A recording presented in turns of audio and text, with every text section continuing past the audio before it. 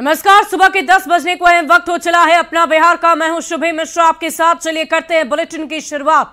बढ़ते क्राइम के ग्राफ के बीच पुलिस पर अपराधियों की जगह आम जनता पर वर्दी का धौंस दिखाने का आरोप लग रहा है। खबर बेगूसराय से सामने आई है, जहां पुलिस पर मामले विवाद में 2 महिला और 1 नाबालिग को थाने लाकर बेरहमी से पिटाई का आरोप लगा है। महिला और युवक का इतना कसूर था कि उन्होंने गलत तरीके से गिरफ्तारी पर आपत्ति जताई थी। तीनों घायल का इलाज बेगूसराय सदर अस्पताल में चल रहा है। पीड़ित परिवार ने पीएम, सीएम और डीजीपी तक से गुहार लगाते हुए आरोपी महिला और पुलिस कर्मियों पर कार्रवाई की मांग की है और ये कहा है कि महिला पुरुष दोनों ही पुलिसकर्मियों ने उनके साथ बदसलूकी की है और उनके ऊपर जल्द से जल्द कार्रवाई की जाए। चेरिया बरियारपुर थाना क्षेत्र की ये घटना है, जहां जिले के महासचिव राम सखा महतो के परिवार की 2 महिला और 1 नाबालिग को पुलिस थाने ले गई थी। आरोप यह है कि राम सखा महतो के दामाद की पुलिस ने हिरासत में पिटाई की और पैसे देने पर थाने से छोड़ने की बात कही थी। जब इसका विरोध किया गया तो पुलिस ने ये कार्रवाई की। बाद में पीआर बॉन्ड बनवाकर महिलाओं को छोड़ा गया और इस पूरे घटनाक्रम में पुलिस की कार्यशैली पर गंभीर सवाल खड़े हो रहे हैं कि आखिर इस तरह से गिरफ्तारी क्यों की गई। नेता नहीं हूँ, मैं एक बेटा हूँ, मैं एक कार्यकर्ता हूँ। मैंने आवाज उठाने का मुझे सजा मैंने मिला है। मेरे क्षेत्र में खुलेआम मान लीजिए घूसखोरी चल रहा है, सभी गाड़ी पर टैक्स लिया जा रहा है। रास्ते में दारू भट्टी और दारू का मान लीजिए जो बर्तन होता है वो उमा चौकीदार यहाँ तक पहुँचता है, वहाँ पैसा लेके और फिर जो दारू बनाता है उसको वापस कर दिया जाता है। इसी का आप विरोध किए? मैं इसका विरोध किया, जिसका मैंने शिकार हुआ। जिसका विरोध किया तो पूरे परिवार को पुलिस का डंडा पड़ गया। अगर जान लीजिए कि काश मैं उस समय नहीं पकड़ाया, क्योंकि मैं आगे बैठा हुआ था, हमको ये पता नहीं था कि मेरे परिवार के साथ ऐसा होगा। जब तक हम लोग आए इसको मारपीट के लेके चले गए। शायद कहिए कि अगर उस समय मैं पकड़ा जाता तो मेरा काउंटर हो जाता। और हम दोनों गोतनी को ऊपर में ले गए तो हम बोले कि हमको हाथ थर थर कर रहा है, हम नहीं जा पाएंगे ऊपर। नहीं जाओगे तुमको खींच के ले जाएंगे, टांग के ले जाएंगे, चलिए दवाई देंगे, ऊपर उठाएगी तो ठीक हो जाएगी। इस पर हम कौन बोला? रोली कुमारी बोली। तो हम गए ऊपर गए तो मतलब सब मिल के खूब मारे। रोली कुमारी हमको बहुत मारे। कौन चीज से मारा था? डंडा से, और मतलब व्हाइट कलर के कुछ था, मतलब नहीं उतना देखे। अच्छा, पाइप था शायद, वो लेकर सब पुलिस प्रशासन सब मिलकर मार रहे थे ऊपर में दोनों गोतनी के। 4-5 गाड़ी पुलिस आई मेरे घर पर और पूछे बाप कहाँ है तुम्हारा? मैंने बोला उधर है। उधर फिर कोई मुझे बोले कि पापा उधर ना है। मैंने उनको बोला वो पापा ना है उधर, बस इसीलिए मारने लगे। जिस को मैडम, रोली मैडम। कौन था? रोली मैडम, नवन सर वहाँ पे थे मारने वक्त। उसके बाद नवन सर गाड़ी में खींच ले गए टी-शर्ट पकड़ के। उसके बाद ठेल दिए गाड़ी में। फिर गाड़ी में चाची आई बचाने के लिए, चाची को भी ठेल दी। मम्मी आई, मम्मी और नेहा दीदी एक है, उनको भी मारे। और इस पूरी खबर की अधिक जानकारी के साथ न्यूज़ 18 संवाददाता संतोष हमारे साथ फोन लाइन पर जुड़ गए। संतोष, क्या कुछ जानकारी है, क्या हुआ वहां पर? एक मामूली विवाद में पुलिस कर्मियों की तरफ से इतना बड़ा एक्शन क्यों लिया गया? उनकी वर्दी पर भी अब सवाल खड़े हो रहे हैं, क्या कुछ हुआ था? जी बिल्कुल, देखिए अभी तक इस मामले में जब हमने पुलिस के वरीय पदाधिकारियों से उनका पक्ष लेने की कोशिश की है तो अभी तक उन लोगों की तरफ से कोई जो है प्रतिक्रिया नहीं दी गई है। लेकिन जो सीधा आरोप लगाया जा रहा है, जैसा कि हम लोगों ने दिखाया है, क्योंकि ये राजद के जिला स्तर के नेता हैं, तो इनका कहना है कि उनके क्षेत्र में चेरिया बरियारपुर थाना क्षेत्र में शराब की भट्टियां अवैध तरीके से चलाई जाती हैं या अवैध वसूली होती है, जिसका एक जनप्रतिनिधि होने के नाते, एक नेता होने के नाते इनके द्वारा लगातार विरोध किया जा रहा था।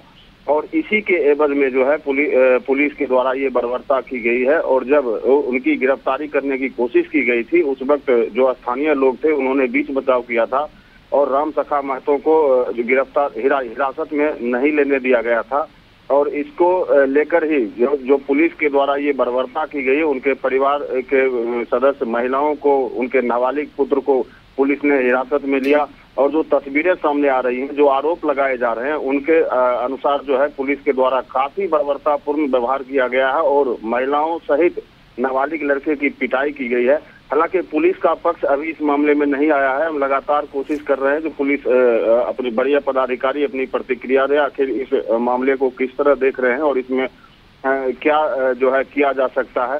क्योंकि ये एक बहुत बड़ा दाग है जो पुलिस के वर्दी पर आया है। अगर ये बात सच है तो कहीं न कहीं ये कहा जा सकता है कि पुलिस की जो है बड़ी गुंडागर्दी सामने आ रही है। जी वाकई संतोष, देखने वाली बात होगी कि पुलिस कर्मियों की तरफ से इस पूरे मामले को लेकर क्या जवाब दिया जाता है, क्या उनकी प्रतिक्रिया आती है, उसके इंतजार में न्यूज 18 भी है। लेकिन न्यूज 18 ये सवाल कर रहा है कि वर्दी का धौंस आखिर क्यों पुलिस दिखाती है। इस पूरे मामले की जांच पड़ताल कब तक पूरी की जाएगी। और अगली बड़ी खबर अररिया से आपको बताएं, युवक से अमानवीय व्यवहार का मामला आया है। पुलिस ने 3 और आरोपी को गिरफ्तार कर लिया। मोहम्मद कैफ, मोहम्मद उमर, मोहम्मद रागीब गिरफ्तार और अब तक 5 आरोपियों की गिरफ्तारी हो चुकी है। इस वक्त की बड़ी खबर आपको बता रहे हैं अररिया से, जहां युवक से अमानवीय व्यवहार का मामला, पुलिस ने 3 और आरोपी को गिरफ्तार कर लिया। मोहम्मद कैफ, मोहम्मद उमर, मोहम्मद रागीब गिरफ्तार हो गया है और अब तक कुल मिलाकर 5 आरोपियों की गिरफ्तारी की जा चुकी है।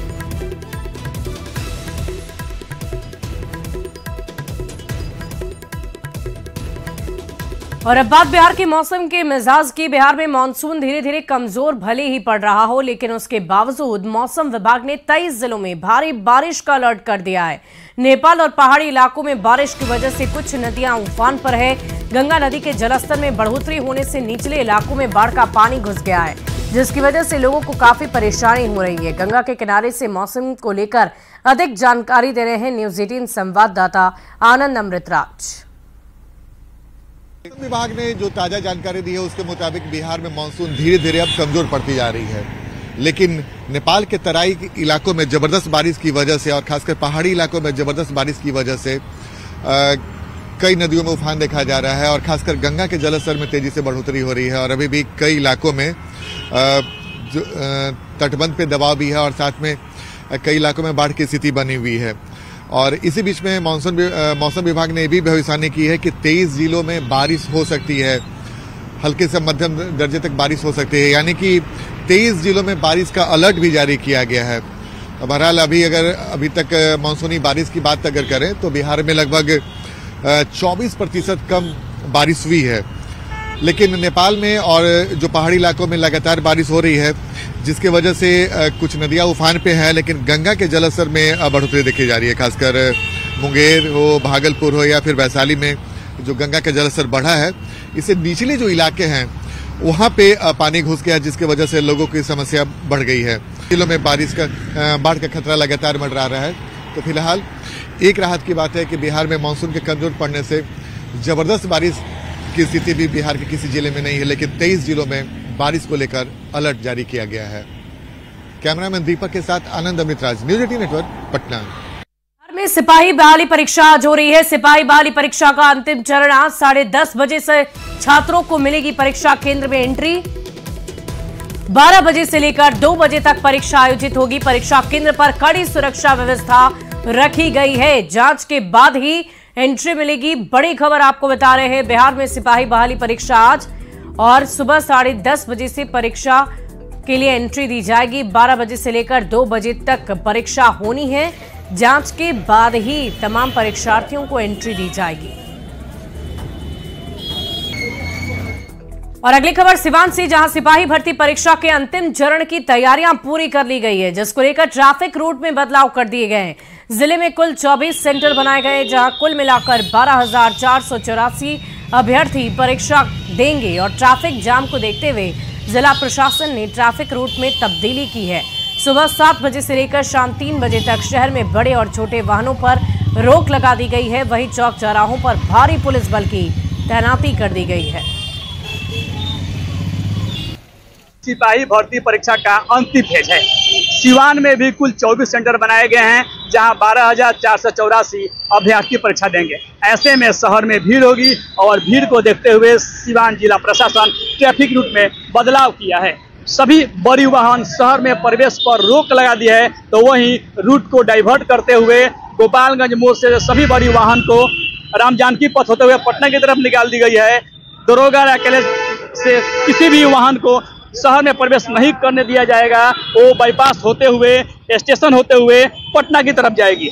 आज परीक्षा है, ऐसे में शहर में भीड़ होगी, जिसको लेकर जिला प्रशासन पूरी तरह से अलर्ट है। तो वहीं ट्रैफिक व्यवस्था में बदलाव किया है ताकि शहर के लोग जाम की समस्या से नहीं जूझे। मृत्युंजय सिंह, न्यूज 18 सीवान। और खबर मोतिहारी के तुरकौलिया से, जहां शंकर सरैया प्राथमिक विद्यालय ने शिक्षा विभाग की पोल खोलकर रख दी है। स्कूल का ना तो अपना भवन है और ना ही पढ़ने के लिए बेंच और डेस्क है, जिसकी वजह से बच्चे खुले आसमान के नीचे पढ़ने को विवश हैं। स्कूल नहीं होने की वजह से पंचायत भवन के एक कमरे में स्कूल का संचालन होता है। शिक्षा विभाग के अधिकारियों को स्कूल भवन के लिए पत्र भी लिखा गया, लेकिन उसके बावजूद स्कूल बना ही नहीं, जिसकी वजह से स्कूल के बच्चों को बारिश के दिनों में काफी परेशानी होती है। न्यूज 18 संवाददाता अवनीश कुमार की ये रिपोर्ट देखिए। सरकार अपने बजट का 25% का हिस्सा शिक्षा पे खर्च करती है और सरकार की कोशिश होती है कि कैसे क्वालिटी एजुकेशन दिया जाए। लेकिन तस्वीर आपको दिखा रहे हैं कि ये तस्वीर जो है पूर्वी चंपारण के ग्राम पंचायत राज शंकर सरैया दक्षिणी की तस्वीर है। और यहीं पर एक ही कैंपस में 3-4 विभागों का कार्यालय है, लेकिन स्कूल का भवन नहीं है। जो बच्चे हैं वो मजबूरन जो है वो जमीन पर बैठकर पढ़ने को मजबूर हैं, दरी और जो है बोरे बिछाकर पढ़ने को मजबूर हैं। सरकार जरूर ये दावा करती है कि हम हर जगह पर इंफ्रास्ट्रक्चर को डेवलप कर रहे हैं, लेकिन जो तस्वीरें हैं ये तस्वीरें बयां हो कर रही है कि कैसे शिक्षा व्यवस्था जो है अभी भी पटरी पे नहीं आया। देखिए, एक ही कैंपस में स्वास्थ्य उप केंद्र भी है, यहाँ पर पंचायत में कृषि का कार्यालय भी है, जो है पंचायत में जो मुखिया का जो कार्यालय है वो भी कार्यालय है, लेकिन स्कूल नहीं है। तो स्कूल नहीं होने के कारण जो बच्चे हैं वो नीचे बैठने को मजबूर हैं, पढ़ने को मजबूर हैं। भले ही शिक्षा विभाग द्वारा सामग्री जरूर मिल गई है, पठन पाठन की सामग्री, लेकिन जो बच्चे हैं वो कैसे पढ़ाई कर रहे हैं, ये तस्वीर जो है वो काफी है। और कई बार पत्र लिखा गया है विभाग को, कई बार पत्र लिखा गया लेकिन कोई कार्रवाई नहीं हुई। कितने बार पत्र लिखे हैं सर आपने विभाग को? हमको लगता है 5-6 वर्ष से ऊपर लिख दिए हैं। जमीन वहाँ पर क्लियर हुआ था बाजार पर, लेकिन सीओ बने के वहाँ नहीं बनेगा, बाजार के नाम से क्लियर है, इसलिए वहाँ नहीं बनेगा। स्कूल का अपने यहाँ पर बच्चे कैसे बिना भवन के खुले आसमान के नीचे जो है वो पढ़ने को मजबूर है। और अमूमन जब बारिश होती है या ठनका गिरता है उस समय बच्चे जो है उनकी स्कूलों की छुट्टी हो जाती है और बच्चों को घर छोड़ दिया जाता है। तो वैसी स्थिति में सरकार को सोचने की जरूरत है, लगातार क्वालिटी एजुकेशन पर काम करने की जरूरत है और इंफ्रास्ट्रक्चर को और बेहतर करने की जरूरत है, ताकि तमाम छात्र जो है वो बेहतर तरीके से पढ़ाई अपना कर सके। अवनीश कुमार, न्यूज 18 पूर्वी चंपारण। और बिहार बहुत जल्द उन राज्यों में शामिल हो जाएगा जहां अस्पताल में जन्म लेने वाले बच्चों का आधार कार्ड जन्म के बाद अस्पताल में ही बन जाएगा। अभी तक ये योजना देश के 16 राज्यों में लागू हो चुकी है और बिहार इसे लागू करने वाला 17वां राज्य बनेगा। पूरी जानकारी दे रहे हैं न्यूज 18 संवाददाता आनंद अमृतराज।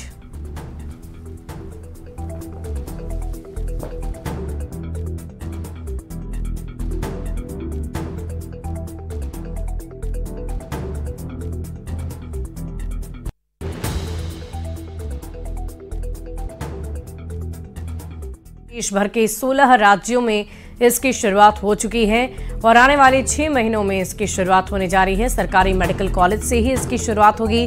जिला अनुमंडल अस्पताल में भी इसे लागू किया जाएगा। बच्चे के जन्म के साथ ही उसका आधार कार्ड बनाया जाएगा। बिहार के लोगों के लिए एक अच्छी खबर, और खबर ऐसी जिसका पाला हर किसी से पड़ने वाला है। दरअसल केंद्र सरकार ने एक योजना की शुरुआत की थी और उस योजना का नाम था आधार लिंक्ड जन्म पंजीयन योजना। जाहिर सी बात है, इस योजना के तहत जो भी अस्पताल में बच्चों का जन्म होता था, नवजात बच्चों का, उसका आधार कार्ड अस्पताल से ही बन जाता था। जाहिर सी बात है, इस योजना को लगभग देश के 16 राज्यों ने स्वीकार कर लिया था और बिहार अब 17वां राज्य बनने जा रहा है जो इस योजना को लागू कर सकता है। और सबसे इंटरेस्टिंग है कि इसमें अस्पताल में बच्चे का जन्म जब होगा तो इसकी सूचना तत्काल अस्पताल में स्थापित जो पंजीयन केंद्र बनाया जाएगा उसे देनी होगी और आधार पंजीयन केंद्र उसी वक्त बच्चे के माता पिता में से किसी एक से पूर्व से निर्मित आधार पर नवजात का आधार लिंक्ड जन्म पंजीयन करेगा। जाहिर सी बात है, नवजात की उंगलियों के निशान की आवश्यकता भी नहीं होगी और उसका आधार कार्ड भी बन जाएगा। जो जानकारी मिल रही है राज्य स्वास्थ्य समिति के अनुसार, उसके अनुसार इसे चरणवार तरीके से लागू किया जाएगा बिहार में और शुरुआत में इसे जिला और अनुमंडलीय अस्पताल में लागू किया जाएगा। फिर अन्य श्रेणी के जो अस्पताल होंगे उसमें भी इस योजना की शुरुआत की जाएगी। और मेडिकल कॉलेज अस्पताल में ही आधार पंजीयन केंद्र भी खोले जाएंगे। तो इस योजना से लोगों को काफी मदद मिल सकती है और खासकर बच्चे के आधार को उसके माता पिता के आधार कार्ड से भी जोड़ दिया जाएगा। जब बच्चा 15 साल का हो जाएगा तो उसे अपडेट भी किया जाएगा। जाहिर सी बात है, इस योजना के शुरुआत होने से जो नवजात बच्चे अस्पताल में जन्म लेंगे, अस्पताल में है उनका आधार कार्ड बन जाएगा, जो आने वाले समय में उनके लिए काफी मददगार साबित हो सकते हैं, उनके परिजनों के लिए काफी मददगार साबित हो सकते हैं। तो बिहार की कोशिश से बिहार सरकार भी 17वां राज्य बन सकता है जब इस योजना को बिहार में लागू किया जाएगा। कैमरामैन दीपक के साथ आनंद अमृतराज, न्यूज 18 नेटवर्क, पटना। और अगली खबर नवादा से आपको बताएं, जहां साइबर थाना पुलिस को बहुत बड़ी सफलता हाथ लग गई है। पुलिस ने वारसलीगंज थाना क्षेत्र के पैंगरी गांव में छापेमारी करते हुए 5 अपराधियों को गिरफ्तार कर लिया। गिरफ्तार सभी अपराधी इस्लामिक फाइनेंस बैंक से लोन दिलाने, जूडियो और डोमिनोज की फ्रेंचाइजी दिलाने के नाम पर ठगी का काम किया करते थे। इनके पास से पुलिस ने 16 mobile phone, 4 Aadhaar card, 4 voter card, PAN card, ATM card के साथ कई अन्य सामान भी बरामद कर लिए।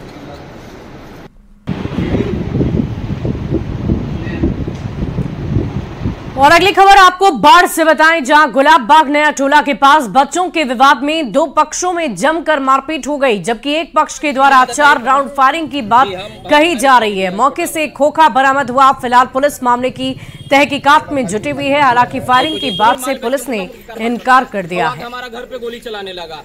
कितने लोग था? 15-20 लड़का था, सब यादव के लड़का था। यहाँ पर 4 गोली रिवाल्वर चलाया। हमारा सिर्फ एक भाभी घर में था। देखिए हम आए टिकट देखिए हम लोग कहाँ से आते हैं। और अगली खबर लखीसराय से, जहां सदर अस्पताल प्रबंधन की बहुत बड़ी लापरवाही सामने आई। सदर अस्पताल परिसर में कई गाड़ियां खुले में रखी गई, जिससे वो खराब हो गई। अधिकतर गाड़ियां एम्बुलेंस है, जिसके कल पुर्जे गायब हो रहे हैं। समय रहते इन गाड़ियों को नीलाम कर दिया गया होता अगर, तो सदर अस्पताल को राजस्व की प्राप्ति हो सकती थी। अस्पताल प्रशासन का कहना है कि जल्द ही नीलामी की प्रक्रिया शुरू कर दी जाएगी। पुराना एम्बुलेंस है जिसका कि MSDC द्वारा नीलामी की प्रक्रिया की गई थी। कुछ लोग आए भी थे उसे देखने के लिए, लेकिन किसी कारणवश वो शायद नीलामी भाग नहीं ले सके होंगे, नहीं लिए, उसके कारण अभी तक पड़ी हुई। इसी बीच अररिया से बड़ी खबर आपको बताएं, फारबिसगंज में सिलेंडर ब्लास्ट हो गया। सिलेंडर ब्लास्ट में 10 लोग जख्मी, घायलों में 3 की स्थिति गंभीर बताई जा रही है। इलाज के लिए उन्हें पूर्णिया रेफर किया गया। सिलेंडर में आग लग गई और आग बुझाने के दौरान यह हादसा हुआ। सुल्तान पोखर मोहल्ले के वार्ड संख्या 2 की घटना बताई जा रही है। घायलों में 3 की स्थिति काफी गंभीर और नाजुक बताई जा रही है। अररिया से बड़ी खबर, फारबिसगंज में सिलेंडर ब्लास्ट हुआ है। सिलेंडर ब्लास्ट में 10 लोग झुलसे हैं, जिसमें कई लोग जख्मी बताए जा रहे हैं। इसी बीच अरवल से अगली बड़ी खबर आ रही है, जहां पुलिस को बहुत बड़ी सफलता हाथ लगी। पुलिस ने 50 लाख रुपए की विदेशी शराब जब्त कर ली। खाद के साथ ट्रक में छिपाकर शराब ले जाई जा रही थी। जिले के एसपी ने बताया कि NH 139 पर गाड़ी की जांच लगातार जारी थी और तभी हरियाणा नंबर की गाड़ी को रोका गया। पुलिस ने इस पूरे मामले में जब जांच पड़ताल की तो पता चला कि हरियाणा निर्मित शराब की बोतलें जब्त हुई है। खाद के आड़ में शराब को ले जाया जा रहा था। पुलिस ने तुरंत ड्राइवर और खल्लासी को गिरफ्तार किया। उनसे पूछताछ जारी है और उन्हीं की निशानदेही पर जिले में कई जगहों पर छापेमारी की जा रही है। एक्सक्लूसिव तस्वीरें आपकी टीवी स्क्रीन पर है। देखिए कैसे खाद की आड़ में शराब की तस्करी की जा रही थी। कुल मिलाकर 1-2 नहीं बल्कि 50 लाख की ये शराब बताई जा रही है। ट्रक ड्राइवर और खल्लासी को गिरफ्तार कर लिया गया है। बताया जा रहा है कि हरियाणा से शराब लाकर बिहार में उसकी तस्करी की जा रही थी।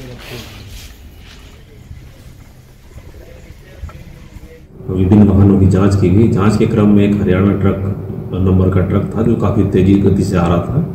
उसको रुकवाया गया है तो उसमें कम से कम 7,300 की संख्या में बोतल बरामद हुआ है और 2,500 लीटर लगभग शराब बरामद हुई, जिसमें चालक और सहचालक की गिरफ्तारी की गई है और इसमें अग्रतर कार्रवाई की जा रही है। और बड़ी खबर सिवान से है, जहां दरौंदा में एक युवक की तलवार से काटकर हत्या कर दी गई। दरौंदा थाना क्षेत्र के नवलपुर गांव की घटना है। घटना से गांव में तनाव की स्थिति बनी हुई है। परिजन किसी विवाद की बात तो नहीं कर रहे, लेकिन ग्रामीणों का कहना है कि एक मोबाइल को लेकर विवाद हुआ था जो हिंसक रूप ले लिया। घटना की सूचना मिलते ही मौके पर पहुंची पुलिस ने इस पूरे मामले की जांच पड़ताल शुरू कर दी। हत्या के बाद से गांव में दहशत का माहौल है। चारू पर रानी, हाँ जी, हम ऊपर से नहीं है तो मऊ का के काट दहल बा, खून गिरत हम इतने देखले बनी सर। अच्छा के कटले भाई? सूरज। अच्छा गाँव ही के रहे जी, बगले में बड़ा। और इसी बीच राजधानी पटना से एक बड़ी खबर का रुख करेंगे। राष्ट्रीय पुरस्कार के लिए बिहार के 2 शिक्षक चुने गए। देश भर के कुल मिलाकर 50 शिक्षकों का राष्ट्रीय पुरस्कार के लिए चयन हुआ है। विज्ञान भवन नई दिल्ली में 5 सितंबर को उन्हें सम्मानित किया जाएगा। शिक्षक दिवस के अवसर पर ये सम्मानित होंगे। पहली शिक्षिका का नाम है, कैमूर जिले से हैं वो, और प्रधानाध्यापक सिकेंद्र कुमार सुमन को पुरस्कार मिलेगा। वहीं मधुबनी की गंगा बालिका प्लस 2 उच्च विद्यालय की सहायक शिक्षिका डॉक्टर मीनाक्षी कुमारी भी चयनित हुई है। और बिहार से शिक्षा विभाग ने 6 शिक्षकों की अनुशंसा की थी। 6 शिक्षकों को नॉमिनेट किया गया था, जिनमें से 2 लोगों का चयन हुआ है। और ये बड़ी खबर आपको बता रहे हैं। 5 सितंबर की तारीख इनके लिए बहुत ही खास, बहुत ही महत्वपूर्ण होगी।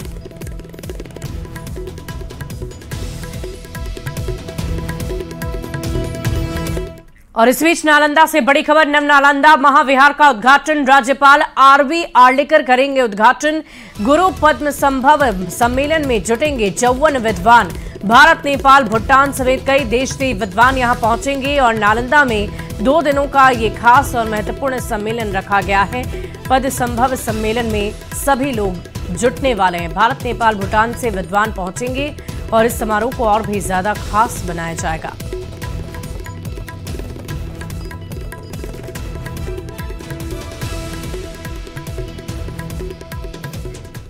और फिलहाल इस बुलेटिन में अभी के लिए बस इतना ही। एक नजर इस वक्त की हेडलाइंस पर।